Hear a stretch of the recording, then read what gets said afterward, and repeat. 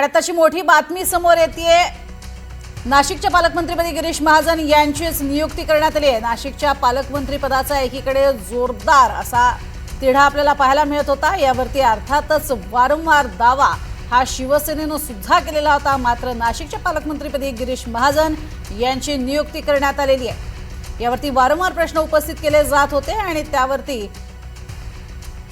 पुन्हा पुन्हा अनेक प्रश्न उपस्थित होत होते। या संदर्भात आपण बघतोय रायगडच्या पालकमंत्रीपदी तर भरत गोगावले यांची सुद्धा नियुक्ती झालेली आहे। आताची आणखी एक महत्त्वाची अपडेट आपण बघतोय। रायगडच्या पालकमंत्रीपदावर अखेर भरत गोगावले यांच्या नावावर शिक्कामोर्तब झालेलं आहे। आताच्या महत्त्वाच्या बातम्या आपण बघतोय। नाशिक आणि रायगड या ठिकाणी पालकमंत्रीपदी एकीकडे नाशिकमध्ये गिरीश महाजन तर दुसरीकडे भरत गोगावले यांची वर्णी अखेर लागली। अधिक माहिती घेणार आहोत सागर कुलकर्णी यांच्याकडनं। सागर, एकीकडे भरत गोगावले यांचं तर स्वप्नपूर्ती झाली असं म्हणायला हवं, मात्र नाशिकचं काय? नाशिकचे देखील पालकमंत्री पद हे गिरीश महाजन यांच्या पदावर पडलेलं आहे। याचा अर्थ स्पष्ट आहे की शिवसेना आणि भाजप यांचे जे दावे तिथे केले जात होते त्याला अखेर स्वरूप मिळालेलं आहे। एका बाजूला गिरीश महाजन हे कुंभ तिथं होणार आहे त्याचा प्रमुख जबाबदारी त्यांच्याकडे होती आणि जवळपास कारभार जो आहे तिथला तो पालकमंत्री सारखाच गिरीश महाजन पाहत होते। पण आजच्या शासकीय आदेशामुळे स्पष्ट झालेलं आहे नाशिकचं पालकमंत्रीपद हे गिरीश महाजन यांच्याकडे देण्यात आलेलं आहे। तर दुसरीकडे रायगडचं जे पालकमंत्रीपद आहे ते भरत गोगावले यांना देण्यात आलेलं आहे। रायगडचा पालकमंत्रीपदाचा जो दावा आहे तो आपणास माहित आहे की आदिती तटकरे यांच्याकडनं याआधी करण्यात आला होता, पण सुनील तटकरे यांच्या चिरंजीवांना बिनविरोध निवडणूक देणं तसंच त्यांना विधान परिषदेची उमेदवारी मिळणं यामध्ये शिवसेनेने तिथे मोठ्या प्रमाणामध्ये मदत केलेली आहे आणि त्या बदल्यातच अखेर भरत गोगावले यांच्या पदरामध्ये रायगडचं पालकमंत्रीपद पडलेलं आहे। एकनाथ शिंदे यांनी एक पाऊल अधिक पुढे सरस झाल्याचं या गोष्टीमध्ये दिसून येतं। कुठे ना कुठेतरी एकनाथ शिंदेंनी स्वतःचं वजन जे आहे दिल्ली दरबारी वापरून अखेर रायगड आणि मध्ये भरत गोगावले यांना पालकमंत्रीपद मिळवण्यामध्ये यश प्राप्त झालेलं आहे। दुसरीकडे मात्र एनसीपीचे अधिक आमदार असून देखील राष्ट्रवादी काँग्रेसला नाशिकमधून मात्र संधी आता मिळालेली नाही। या गिरीश महाजन यांच्याकडेच आता अधिकृतरित्या पालकमंत्रीपद दिल्याचं शासकीय आदेश आज जारी करण्यात आलेले आहेत। अगदी याच अनुषंगाने आपण बघतोय की राष्ट्रवादीकडनं सुद्धा छगन भुजबळ यांच्या नावाची चर्चा होती, ते दावेदार होते। पुन्हा शिवसेनेकडनं सुद्धा दादा भुसे यांचं नाव एकीकडे समोर येत होतं।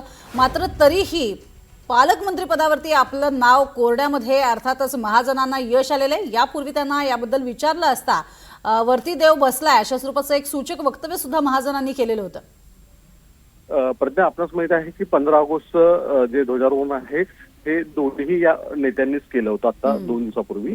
त्यामुळे फक्त ध्वजारोहणाच्याच भागापुरतं हे मंत्र्यांचं नाव समोर येताना दिसत होतं, पण अखेर आज या दोन्ही नेत्यांना त्या जिल्ह्याची जबाबदारी देण्यात आलेली आहे। महाराष्ट्राच्या राजकारणामध्ये रायगड आणि नाशिक हे दोन्हीही महत्वाचे एक जिल्हे मानले जात आहेत की जिथे मोठ्या प्रमाणामध्ये स्वतःचा एक राजकीय मतदारसंघ तर बांधणी आहेच आहे, पण त्यापेक्षाही इथे होणारे नाशिकमध्ये कुंभमेळावा असो किंवा रायगडमध्ये नवनवीन प्रकल्प येत आहेत। अशा परिस्थितीमध्ये पालकमंत्रीपद हे तिथलं महत्वाचं मानलं जात आहे। शिवसेनेचा एकनाथ शिंदेच्या रायगडची जिल्हा परिषदेची संख्या अधिक असून देखील तिथे भाजपच्या पदरामध्ये जिल्हा परिषद देण्यात आली होती। दुसरीकडे विधान परिषदेमध्ये सुद्धा सुनील तटकरेंनी स्वतःच्या अनिकेत तटकरे या मुलासाठी लॉबिंग केली होती आणि तिथे देखील शिंदेंनी त्यांना मदत केली अखेरच्या क्षणाला। अशा परिस्थितीमध्ये एकनाथ शिंदे यांनी भरत गोगावलेंना पालकमंत्रीपद रायगडचं मिळावं यासाठी फार मोठा आग्रह धरला होता आणि अखेर ते देखील पूर्ण होताना दिसून येत आहे। याचा अर्थ स्पष्ट आहे, प्रत्येक पक्षाने स्वतःला साजेशी भूमिका घेण्यासाठी गेले 2 वर्षापेक्षा अधिक कार्यकाळ देवेंद्र फडणवीसांचा झालेला आहे। नवीन सरकार आलेलं आहे, पण पालकमंत्रीपदाचा पेच संपत नव्हता, पण याच्यावर अखेर तोडगा निघालेला आहे। नाशिक आणि रायगड या दोन्ही जिल्ह्याचे पालकमंत्रीपद अखेर जाहीर करण्यात आलेले आहेत। जवळपास गिरीश महाजन हे पालकमंत्री पदावर नियुक्त जरी नसले तरी सुद्धा गेले 1.5-2 वर्ष तेच कार्यरत होते आणि तेच कारभार पाहत होते असं जवळपास चित्र स्पष्ट होतं।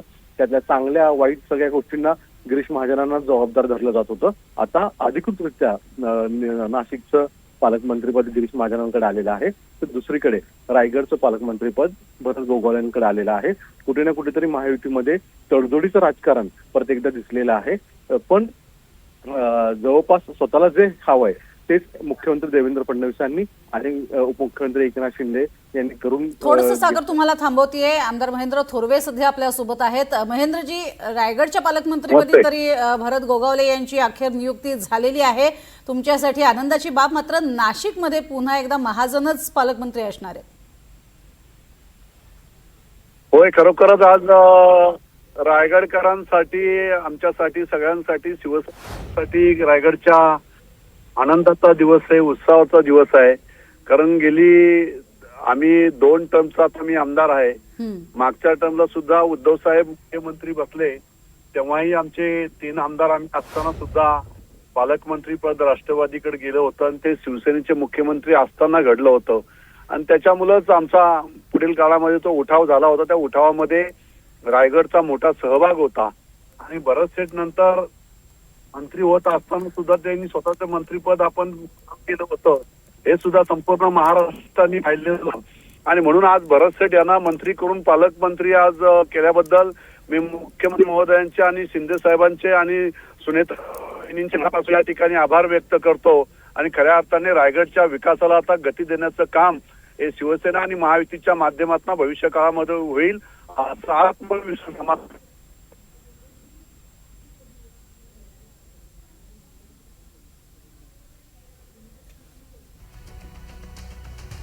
नक्कीच. महेंद्रजी, तुम्हाला आवाज येतोय? हा, येतो. हा, आता खरं तर तुम्ही आनंद व्यक्त केलेला आहे रायगड संदर्भात. मात्र नाशिकचं काय? नाशिकमध्ये सुद्धा दादा भुसेंसाठी तुम्ही आग्रही होताच की? नाही, आता कुठेतरी सगळ्यांना सरकार चालवायचं म्हटलं तर तडजोड जी केल्या पाहिजेत आणि ही तडजोड त्या पद्धतीने आम्हाला मिळणं अपेक्षित होतं. आणि नाशिक जरी भाजपकडे जरी गेलेलं असलं तरी शिवसेनेचे पण तिथे मंत्री आहेत दादा भुसे, त्यामुळे आम्हाला पण त्या ठिकाणी समान न्याय मिळेल. बरं, पण ही एक प्रकारची बोळवण केली आहे तुमची असं म्हणायचं का? हा, नाशिकचं पद खरं तर तुम्हाला मिळणं अपेक्षित होतं असं यापूर्वी अगदी जोरकसपणे सांगितलं जात होतं. तर रायगड देऊन एक प्रकारे बोळवण केली आहे असं म्हणता येईल का? नाही, असं नाही. आता मुख्यमंत्र्यांसमोर आणि उपमुख्यमंत्र्यांसमोर सुद्धा काही अडचणी आहेत. त्या सगळ्या अडचणीवर मात करून हा निर्णय घेण्यात आलेला आहे. तो आमच्यासाठी करून या निर्णयाचं आम्ही स्वागत करतो. पण बराच उशीर झाला गोगावलेंचं नाव समोर यायला. हो, आता संघर्ष हा जीवनामध्ये आणि शिवसेना म्हटलं की संघर्ष आमच्या 5वीलाच पुजलेला आहे. त्यामुळे आम्ही संघर्ष करून आम्ही यांना पालकमंत्री करण्यासाठी आमचा शेवटपर्यंत आमचा संघर्ष होता. दोन्ही आमदार महेंद्र दलवी असतील, मी स्वतः असेल आणि भरत शेठ, आम्ही तिन्ही आमदार एकत्रपणे येऊन हा निर्णय आम्ही ठामपणे या गोष्टी होतो की भरत शेठच रायगडचे पालकमंत्री झाले पाहिजेत. आणि आज खऱ्या अर्थाने रायगडला जाग आली, रायगडला न्याय मिळाला. नक्कीच. धन्यवाद आमच्याशी बोललात त्यासाठी महेंद्रजी. तर महेंद्र थोरवे यांनी आनंद व्यक्त केलेला आहे, कारण त्यांनी इतक्या काळापासून केलेले जे प्रयत्न आहेत ते फळाला आलेत असं त्यांचं म्हणणं आहे. मात्र नाशिकमध्ये जे घडलेलं आहे त्यावरनं अनेक प्रश्न उपस्थित होत आहेत. अधिक माहिती या संदर्भात घेणार आहोत. प्रांजल कुलकर्णी आमचे प्रतिनिधी आपल्यासोबत आहेत. प्रांजल, शिवसेनेला तर नाहीच पण राष्ट्रवादीला सुद्धा आशा होती की आपल्याला पालकमंत्री पद मिळावं, कारण त्यांचे तिथे 6 आमदार आहेत आणि त्यामुळे त्यांची अपेक्षा जरा जास्त होती, पण तीही अपेक्षा फोल ठरली आहे.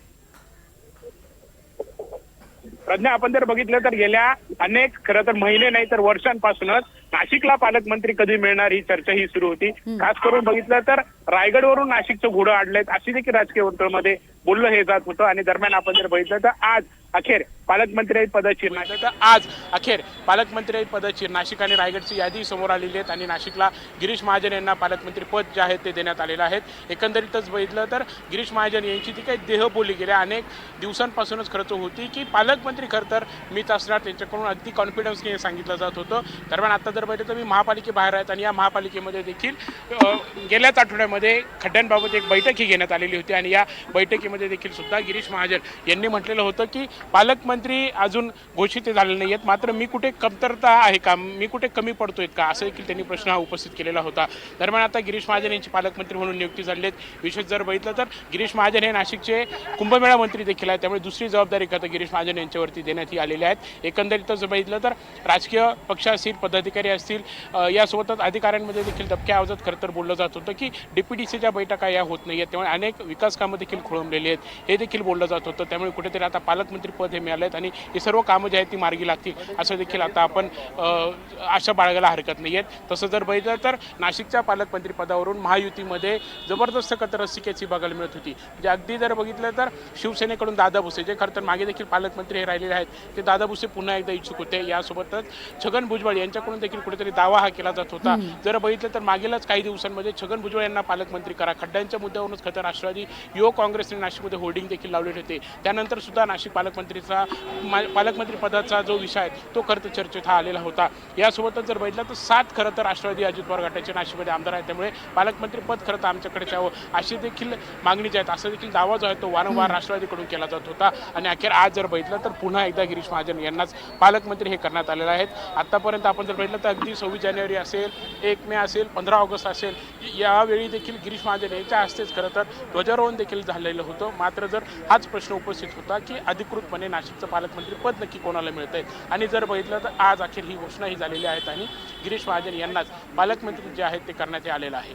अगदी सगळ्यात महत्त्वाचं म्हणजे यातून हे एकदा पुन्हा अधोरेखित होते की काहीही झालं तरी जी महत्त्वाची केंद्र आहेत किंवा महत्त्वाच्या बाबी आहेत या आमच्याकडेच असणार, सगळे धागेदोरे हे आमच्याकडे राहतील, याची एक प्रकारे पूर्ण तयारी ही भाजपनं केलेली आहे. आणि हे दाखवून देण्याचाच प्रयत्न आपल्या मित्रपक्षांना केला आहे असं म्हणता येईल का? कारण 2 महत्त्वाच्या जबाबदाऱ्या, एकीकडे कुंभमेळ्याची जबाबदारी, पुन्हा पालकमंत्रीपदाची, त्यात नाशिकमध्ये इतक्या मोठ्या प्रमाणात खड्ड्यांचा प्रश्न आहे, तरीही भाजपनं हे पद आपल्याकडे ठेवलं आहे.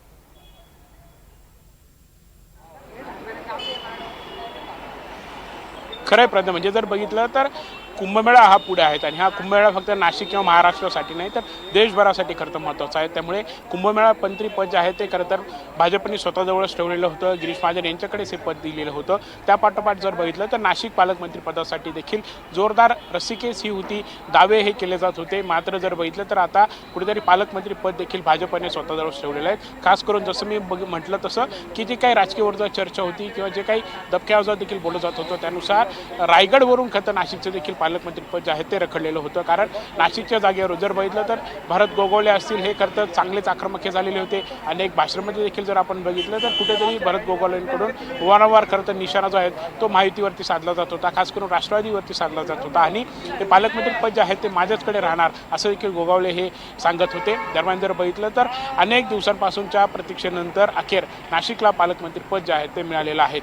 प्रज्ञा, अगदी सगळ्यात महत्त्वाचं म्हणजे एकीकडे राष्ट्रवादीची सगळ्यात मोठी इथे बोलवण करण्यात आली आहे असं म्हणता येईल का? कारण राष्ट्रवादीकडनं खरं तर जसं आपण म्हणतो की इतक्या मोठ्या संख्येनं आमदार असतानाही आणि तेवढ्याच ताकदीचे असे आमदार असताना सुद्धा छगन भुजबळांसारखी व्यक्ती इतकी मोठी नाशिकमध्ये असूनही त्यांना हे पद दिलं गेलं नाही, हे कशा पद्धतीचं एकीकडे आपण म्हणू शकतो की भाजपचं रणनीती आहे आणि भाजपने ही रणनीती आपली यशस्वी करून दाखवली आहे? खरं प्रज्ञा, जसं तू म्हणाली की कुठेतरी राष्ट्रवादीची बोलवणी करण्यात आलेली आहेत का? जर बघितलं तर रायगडला खरं तर शिवसेना शिंदे गटाकडे पालकमंत्रीपद हे गेलेलं आहे. यासोबत जर बघितलं तर नाशिकला देखील पालकमंत्रीपद जे आहे ते पुन्हा एकदा भाजपने स्वतःजवळ ठेवलेलं आहे. त्यामुळे जर बघितलं तर राष्ट्रवादी अजित पवार गट कुठेतरी आता म्हणजे राष्ट्रवादी अजित पवार गटाची नक्की काय भूमिका येते ते पाहणं महत्त्वाचं ठरेल. तसं जर बघितलं तर आता राष्ट्रवादी अजित पवार गटाकडे जवळपास नाशिकला जर बघितलं तर 7 आमदार हे आहेत.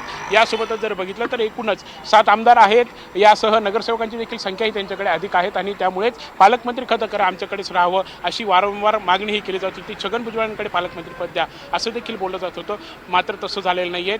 रायगडला देखील आपण जर बघितलं तर एकीकडे स्वतः सुनील तटकरे जे आहेत ते खरं तर खासदार आहेत. यासोबतच आदिती तटकरे या देखील मंत्री आहेत. त्यामुळे आता राष्ट्रवादीला खरं तर हे जाणार का हे देखील पाहणं तेवढंच महत्त्वाचं होतं. एकंदरीत जर बघितलं तर राष्ट्रवादीला यामध्ये काहीही मिळालं नाही. नाही आहे. त्यामुळे आता राष्ट्रवादी अजित पवार गटाची नक्की काय भूमिका असणार आहे हे पाहणं महत्त्वाचं ठरेल. कुंभमेळा मंत्रीपद हे भाजपकडे आहे, त्यामुळे पालकमंत्रीपद खरं तर राष्ट्रवादीला देण्यात यावं अशी देखील वारंवार मागणीही केली जात होती. मात्र तसं झालेलं नाही आहे आणि गिरीश महाजन यांच्याकडेच नाशिकचं पालकमंत्रीपद जे आहे ते देण्यात आलेलं आहे. प्रज्ञा, जी पुस्तिका समोर आली होती कुंभपर्व संदर्भात त्या पुस्तिकेमध्ये नाव आलं आणि त्यानंतर एक गोष्ट लक्षात आली की अर्थातच नाशिकमध्ये पुन्हा एकदा महाजन यांनाच पालकमंत्रीपद दिलं जाते. इतका काळ हा संघर्ष चालला, वारंवार प्रश्न उपस्थित केले जात होते, अंतर्गत ताळमेळ नाही पालकमंत्रीपदावरून असंही बोललं जात होतं. मात्र अखेर जे करायचं तेच भाजपनंही करून दाखवलेलं आहे असं म्हणायला आता इथे वाव आहे. मात्र शिवसेनेनं सुद्धा नमती भूमिका घेतली असं म्हणता येईल का? कारण त्यांना रायगडचं पद दिलेलं आहे आणि त्यामुळे त्यांनी सुद्धा तुलनेत जी आहे ती नमती भूमिका घेतल्याचं दिसतंय.